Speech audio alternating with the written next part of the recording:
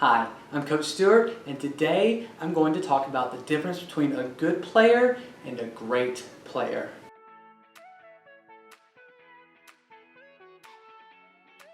Lebron James, Tiger Woods, Muhammad Ali, and Michael Phelps. All of these players are considered great at their sport, but what is it that makes them great?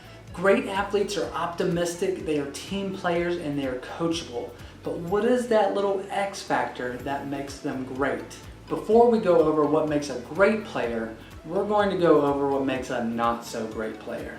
They say a chain can only be as strong as its weakest link.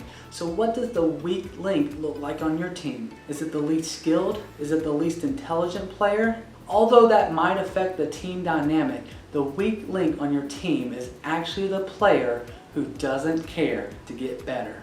They think they are good enough and they don't take constructive criticism very well. As a coach, it is my responsibility to acknowledge that type of player and deal with it as soon as possible. Maybe the player doesn't realize they're actually coming off that way and that their actions are affecting the rest of the team.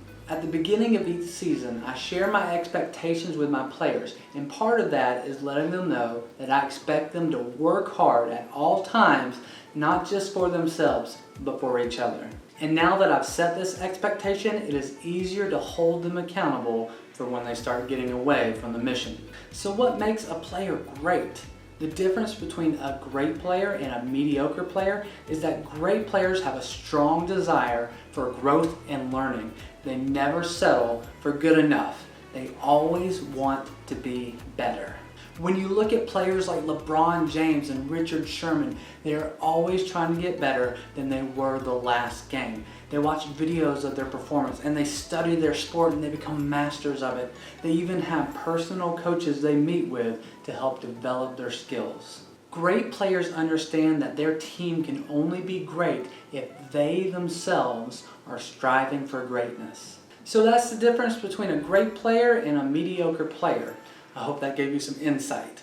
If you have any volleyball questions of your own, feel free to post them in the comments. And as always, don't forget to like and subscribe.